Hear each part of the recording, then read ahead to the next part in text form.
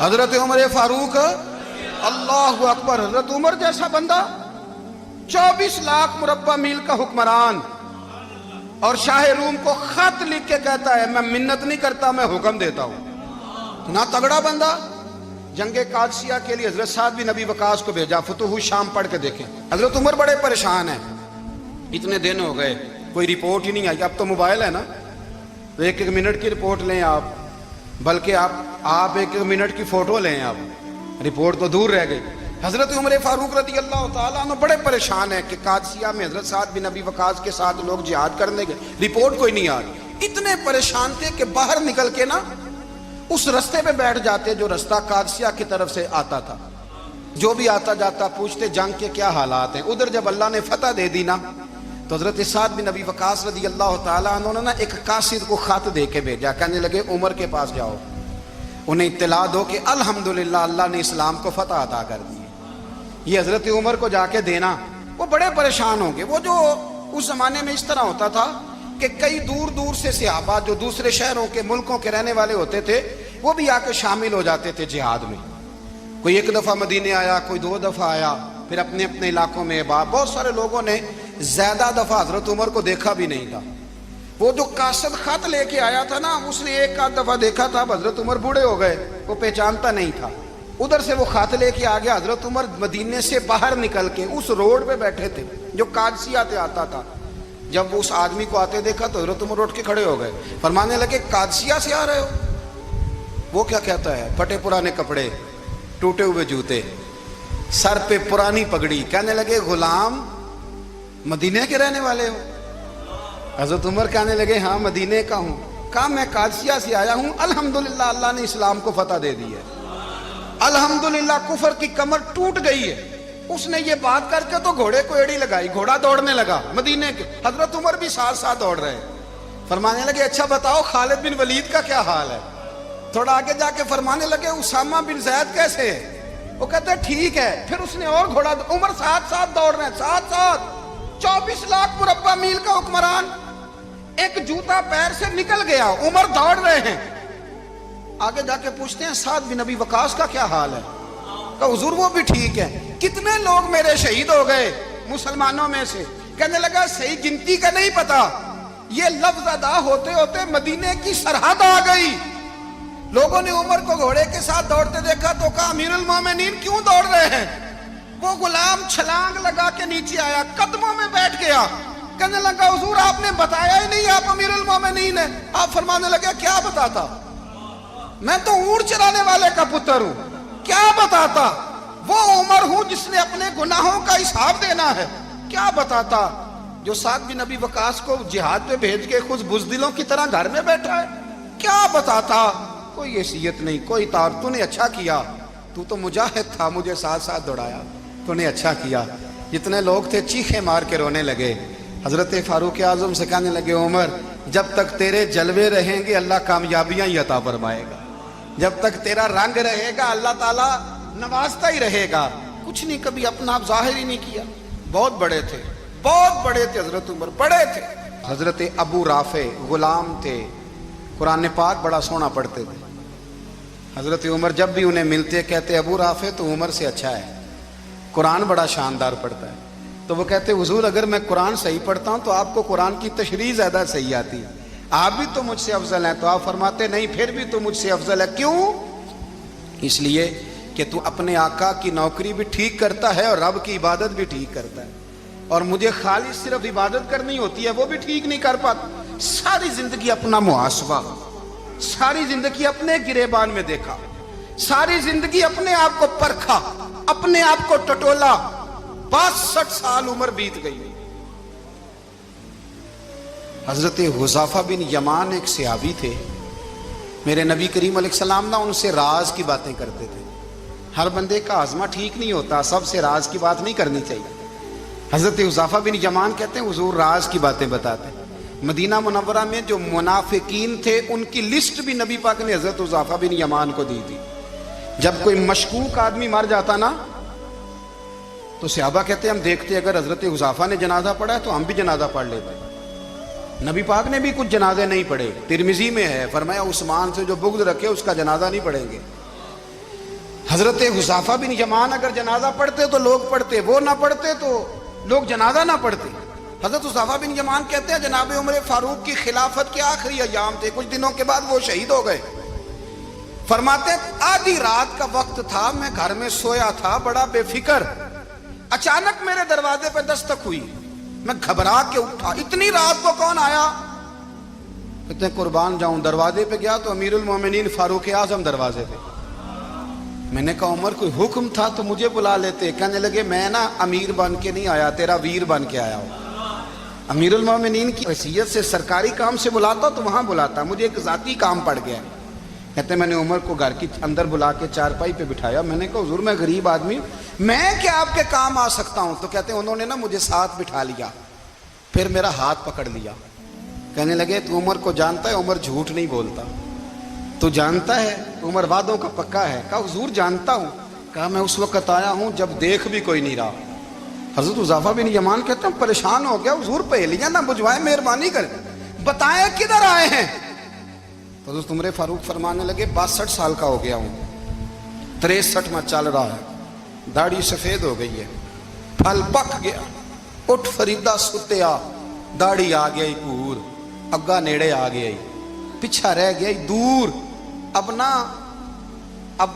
قبر اشر کا معاملہ صاف نظر آنے لگا ہے۔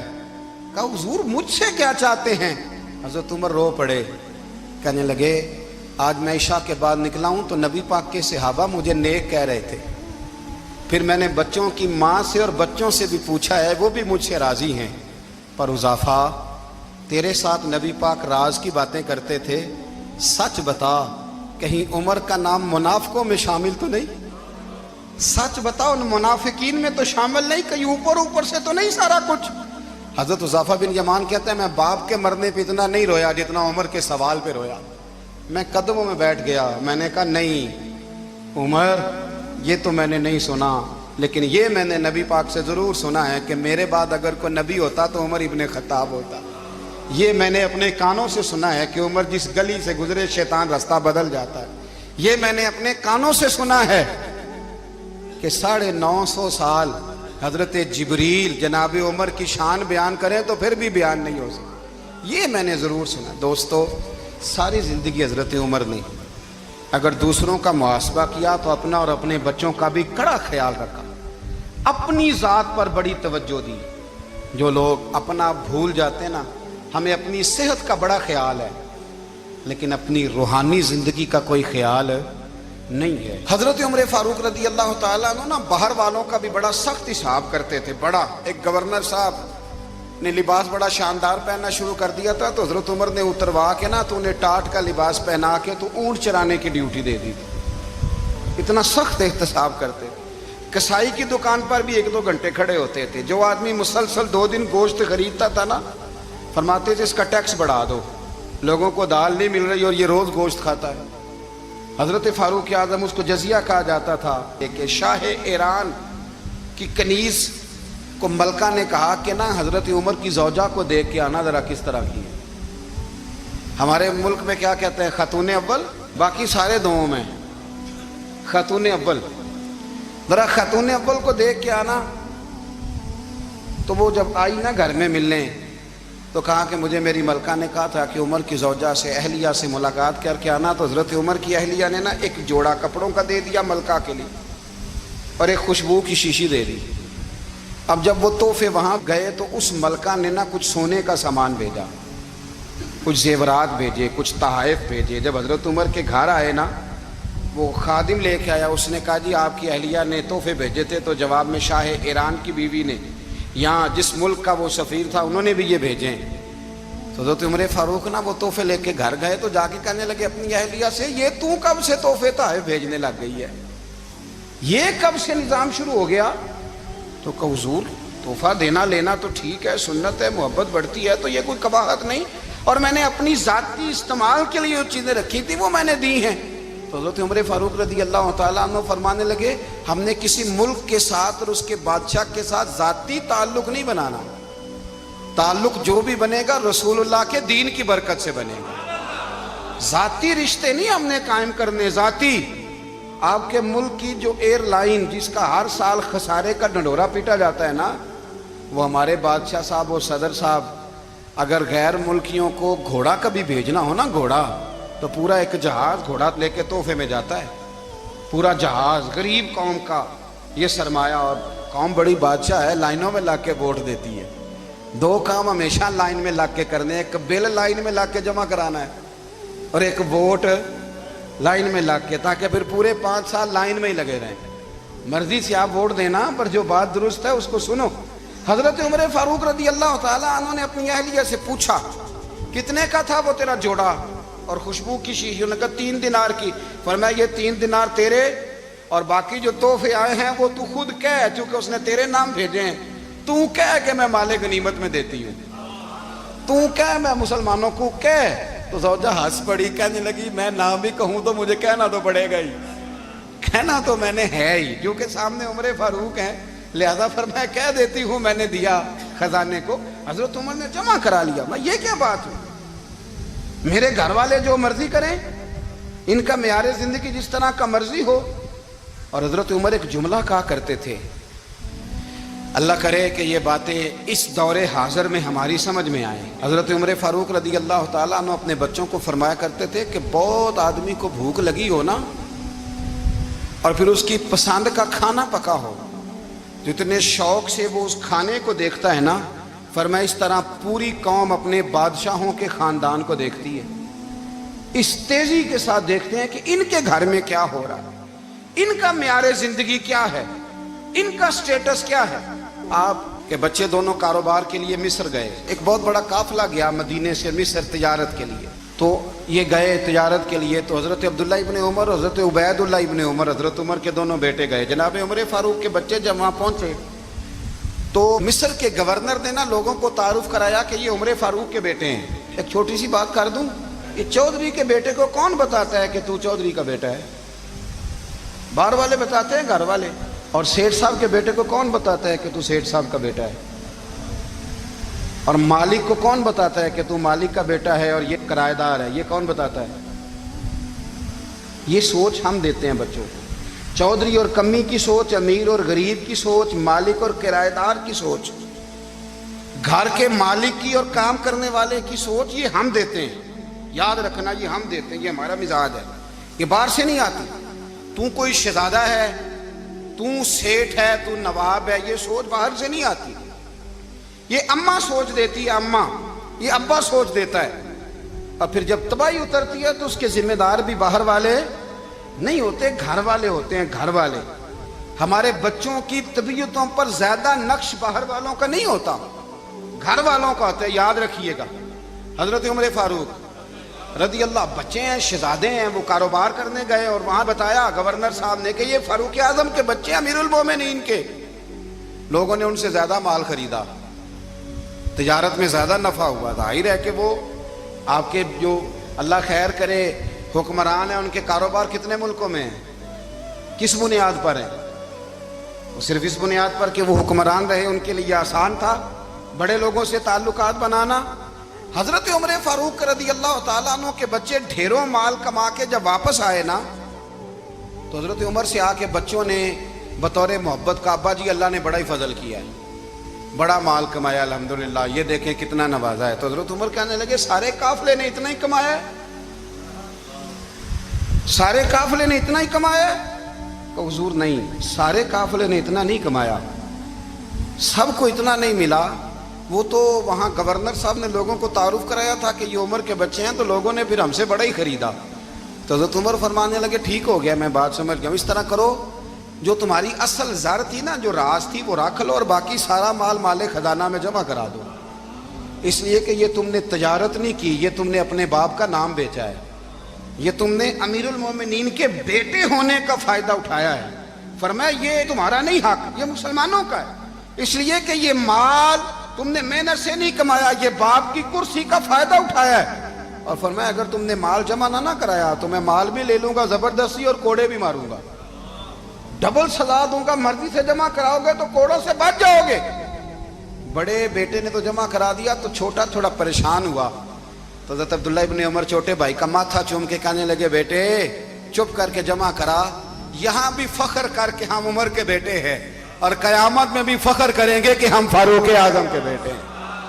یہاں بھی ناز کریں گے اور وہاں بھی ناز کریں گے کہ عمر کے بچے ہیں. ہمارے باپ نے خود بھی حلال ہی کھایا ہے اور جب ہماری کمانے کی باری آئی ہے تو ہمیں حکم بھی حلال کھانے کا دیا. بھائی ہمارا مزاج دے. بچہ جب لے کے آتا ہے 2 لاکھ روپیہ تو کبھی پوچھے کہاں سے آیا ہے؟ جب وہ پہلے دن غلط دوستوں کے پاس جا کے بیٹھتا ہے تو کبھی نکالا ہے گھر سے اسے؟ یہ بہت سارے خمیازے ہمیں اس لیے بھگتنے پڑتے ہیں کہ ہم ابتدا میں سوراخ بند نہیں کرتے. جب اس میں شگاف پڑ جاتا ہے، سیلاب آتا ہے تو ہمیں ہوش آتی ہے. حضرت عمر نے اپنے گھر میں نگرانی رکھی، کڑی نگرانی. زیادہ نماز گھر میں پڑھتے تھے حضرت عمر، نفلی نمازیں زیادہ کیوں بلا؟ میرے اصحاب مجھے حکم دیتے تھے کہ فرض نماز کے علاوہ نمازیں گھر میں پڑھنا، بچوں کو عادت پڑے گی، ذوق پیدا ہوگا، ان کو پتہ چلے گا کہ ہمارے گھر میں 5 وقت کوئی اور کام بھی ہوتا ہے. بھائی یاد رکھیں کہ آپ نے اگر سجدہ کرنا ہے تو بچہ لیٹ جائے گا، اسے پتہ کوئی نہیں سجدہ کیا ہے.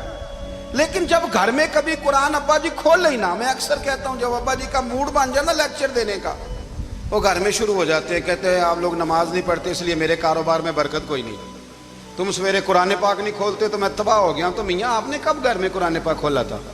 آپ نے کب نماز پڑھی؟ آپ نے کب گھر کے اندر اللہ رسول کا ذکر کیا تھا؟ آپ نے کب حدیث چھیڑی؟ آپ نے بھی تو گھر کے اندر جب بھی آپ آئے ہیں تو آپ نے وہی کچھ کیا جو دنیا دار کرتے ہیں. آپ بھی تو اپنا موبائل لے کے الگ کونے میں بیٹھ گئے. آپ نے بھی تو کہا ہے کہ اب تمہارے چینل ختم، اب میری مرضی والا چلے گا. تو جو آپ نے کیا ہے بچے بھی وہی کام کریں گے. آپ نے بھی گپ شپ لگائی ہے تو وہ بھی لگا رہے ہیں. یہ سمجھ لیں جو کام آپ کریں گے آپ اپنے بچوں کی سیرت میں اس کا جلوہ دیکھ لیں گے. بڑی پکی سی بات ہے کہ آپ کو بچے کی عادتیں دیکھ کے سمجھ آ جائے گی کہ میں بھی یہی کرتا تھا اور یہ بھی. حضرت عمر فاروق رضی اللہ تعالیٰ عنہ وصال فرما گئے تو آپ کے وصال کے بعد حضرت عثمان غنی رضی اللہ تعالیٰ عنہ نے آپ کی ایک بیوہ سے نکاح کیا. حضرت عمر کی ایک بیوہ سے جب وہ آپ کے نکاح میں آئی تو کہنے لگی حضرت عثمان غنی سے کہ حضور نہ تو میں خوبصورت ہوں اور نہ میں جوان ہوں، نہ آپ کی کوئی خدمت کر سکتی ہوں، میرے ساتھ نکاح کرنا سمجھ میں نہیں آیا. کیا شاندار جواب دیا حضرت عثمان غنی نے، کیا خوبصورت جواب دیا. فرمانے لگے میں نے اس لیے نکاح نہیں کیا کہ مجھے تمہارے حسن سے دلچسپی تھی یا تمہاری خدمت کی ضرورت تھی، میں نے تو اس لیے نکاح کیا ہے کہ مجھے بتاؤ عمر فاروق گھر کے اندر اپنے رب کی عبادت کس طرح کرتے تھے، وہ قرآن پاک کس طرح پڑھتے تھے، وہ رویا کیسے کرتے تھے، استغفار کا طریقہ کیا، کس وقت کس انداز میں وہ اپنے رب کو یاد کرتے تھے. اس لیے کہ عمر کئی دفعہ گھر سے آتا تھا تو میں اس کے چہرے پر نور دیکھا کرتا تھا، میں روشنی دیکھتا تھا، ایک معیار دیکھتا تھا.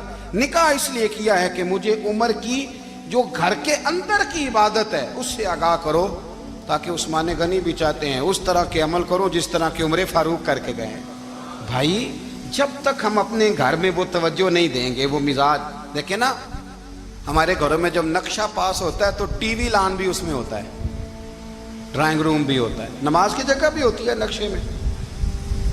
صحابہ جب گھر بناتے تھے تو ایک مسجد بیت کا نقشہ پاس کرتے تھے، ذہن میں رکھتے تھے کہ یہ کونا نماز کے لیے، وہاں جوتے لے کے کوئی نہیں جائے گا، وہاں نماز پڑھی جاتی تھی، عورتیں وہاں اعتکاف کرتی تھیں. ٹی وی لان تو آ گیا ہے اور گھر کے اندر ٹی وی رکھنے کے لیے تو ایک کمرہ الگ سے بنا دیا گیا ہے، اور اب جو نئے نقشے پاس ہو رہے ہیں اس کے اندر گھروں کے اندر جگہ بنائی گئی ہے جہاں کمپیوٹر رکھے جائیں گے اور بچوں کے لیے وائرنگ ہوگی نیچے تاکہ انہیں کوئی مشکل درپیش نہ ہو. یہ ساری چیزیں ہم نے نہانے کے لیے گھروں کے اندر اتنے بڑے واش روم بنائے ہیں کہ لگتا یہ ہے کہ سوائے نہانے کے اور کام ہی نہیں کوئی گھر میں ہوگا. ہر چیز آ گئی، پر اللہ کرے کوئی تفسیر بھی ٹیبل پہ پڑی نظر آئے، کوئی حدیث کی کتاب بھی ٹیبل پہ پڑی نظر آئے. اللہ کرے کہ جس طرح ابا لطیفہ سن کے آتا ہے تو جب تک سنا نہ لے اسے ہضم نہیں ہوتا. اللہ کرے کہ وہ جمعے میں بیان سن کے جائے تو اس کا بھی دل کرے میں اپنے بچوں کو سناؤں. وہ نبی پاک کی کوئی حدیث کہیں سے سنے تو گھر جا کے سنائے. جب تک یہ معیار نہیں بنتا آپ کیسے توقع کرتے ہیں کہ گھر کے اندر اللہ کی رحمتیں نازل ہوں گی؟ آپ یہ کیسے توقع کرتے ہیں کہ گھر کے اندر وہ معیار اور وہ مزاج بنے گا؟ حضرت عمر فاروق نے ذاتی زندگی پر جو توجہ دی، گھر والوں کے معیار پر جو توجہ دی حضرت عمر فاروق رضی اللہ تعالیٰ عنہ نے، وہ بھی بڑی دیدنی ہے. حضرت ابو موسیٰ اشعری کو نا آپ نے وزیر خزانہ بنایا تھا. تو حضرت ابو موسیٰ اشعری کہتے ہیں کہ حضرت عمر کو شیخ خزانے میں رہنے تو دیتے نہیں تھے. ایک دن میں صفائی کر رہا تھا اس کمرے کی جس میں خزانہ رہتا تھا. ہمارے تو ملک میں جو جاتا ہے وہ صفائی کر کے ہی جاتا ہے, اللہ خیر کرے. اور خیر معیار بدلتا ہے. جو پچھلی حکومت ہوتی ہے وہ قرضہ اٹھاتی ہے, وہ باہر سے جاتی ہے تو قرضہ لے کے آتی, اور جو نہیں آتی ہے وہ کہتی ہے ہمیں پیکج مل گیا ہے. وہ قرضہ نہیں اٹھاتے. ان کو کیا ملتا ہے؟ یعنی پچھلی نے قرضہ لیا تھا اور ہم نے, واہ جی واہ کیا خوبصورت انداز ہے. اس کا نام بدل کے نا, انہوں نے قرضہ لیا تھا اور ہم نے, میں کہا بڑے شاندار سیانے بندے ہو گئی. حضرت سیدنا ابو موسیٰ اشعری کہتے ہیں کہ میں نے نا مال غنیمت کی صفائی کی تو 1 دینار مجھے نا کہیں پڑا ہوا مل گیا. تو فرماتے ہمیں اجازت ہوتی تھی کہ 1 دینار ہم اپنی مرضی سے کہیں خرچ کر سکتے تھے. اگر آپ ناراض نہ ہوں تو ہمارے ہاں جب چیئرمین صاحب, ناظم صاحب ٹھیکے دیتے ہیں تو ٹھیکیدار ان کا چھوٹا بھائی ہوتا ہے, یا چچا کا بیٹا ہوتا ہے, یا خالہ کا بیٹا ہوتا ہے. وہ خود ناظم ہوتے ہیں اور ان کا چھوٹا بھائی ٹھیکیدار ہوتا ہے. یعنی وہ نا سارا کچھ گھر کے اندر ہی رہتا ہے. گھر کے اندر ایک پیسہ دیتا ہے, دوسرا واپس اس کو واپس کر دیتا ہے, گھر کے اندر ہی. اب تو خیر ہمارے لوگ سمجھدار ہو گئے. ایک بندہ ایک سیاسی جماعت میں ہوتا ہے, دوسرا دوسری میں, اور تیسرا جس کی بھی حکومت آئی حکومت تو ہماری رہے گی نا. ایک بندہ تو ہے نا اس جماعت میں. یہ اچھا لوگوں نے ایک طریقہ نکالا ہے. تو حضرت عمر کے بیٹا گزر رہا تھا تو حضرت ابو موسیٰ اشعری کہتے ہیں میں نے صفائی کی تو 1 دینار نکلا. تو میں نے وہ 1 دینار نا حضرت عمر کے بیٹے کو دے دیا. میں نے کہا لو بیٹا اپنے چچا کی طرف سے تحفہ. تو گھر جا کے انہوں نے حضرت عمر کو بتایا کہ چچا نے پیسے دیے ہیں. چھوٹے بچے تھے. حضرت عمر نے حضرت ابو موسیٰ اشعری کو بلا لیا اور بلا کے فرمانے لگے میں تو تمہیں اپنا دوست جانتا تھا اور تو نے میری اولاد کو ہی دنیا دار بنانا شروع کر دیا. میرے بچوں کو ہی تم نے دنیا دار پیسوں پہ لگانا شروع کر دیا. میں تو تمہیں یار سمجھتا تھا. فرمایا تمہیں چاہیے تھا میرے بیٹے کو نصیحت کرتے کہ بیٹا پیسوں سے رب راضی نہیں ہوتا, اس کی رضا والے کام کیے جائیں تو رب راضی ہوتا ہے. اور فرمایا تمہیں کوئی اور گھر نہیں ملا تھا تباہ کرنے کے لیے, میرا ہی گھر ملا تھا. اٹھاؤ اپنا دینار اور خبردار آج کے بعد میرے بچوں کے ساتھ یہ والی نیکی نہ کرنا. اور ہمارا کیا سٹیٹس ہے, دوستی ہے اس سے جو تحفے زیادہ دے, جو بچوں کو خراب کرنے میں مدد زیادہ کرے, اس کے ساتھ یہ رہنا. حضرت عمر نے گھر پہ اور سب سے بڑھ کر اپنی ذات پہ توجہ کی. حضرت ابو مالک رضی اللہ تعالیٰ عنہ کہتے ہیں میں عمر کے پیچھے پیچھے ایک باغ میں گیا, اکثر اس باغ میں جایا کرتے تھے. اور عمر جا کے نا تو درخت کے نیچے بیٹھ گئے اور فرمانے لگے او امیر المومنین اللہ سے ڈر جا, ورنہ جس رب نے حکومت دی ہے وہ عذاب بھی بڑھا دے گا. ڈر جا رب سے. کبھی ساری زندگی حضرت عمر نے اپنا کوئی تعارف نہیں کرایا, کبھی نہیں. ایک بندے نے آپ کے سامنے تعریف کر دی آپ کی تو فرمانے لگے تو خود بھی ہلاک ہوا اور مجھے بھی ہلاک کر دیا. کیا ضرورت پڑی ہے میری تعریفیں کرنے کی؟ اتنی دیر میری تعریف میں لگائی. اللہ کا ذکر کرتا رب تجھے ثواب دیتا, حضور پہ درود پڑھتا تو رب تیرے اوپر رحمتیں نازل کرتا. کس چکر میں؟ آج جتنا اچھی کوئی خوشامد کرے اتنی اچھی وزارت ملتی ہے, جتنی اچھی اس کو جو ہے وہ چاپلوسی کرنی آیا درجہ بھی اسے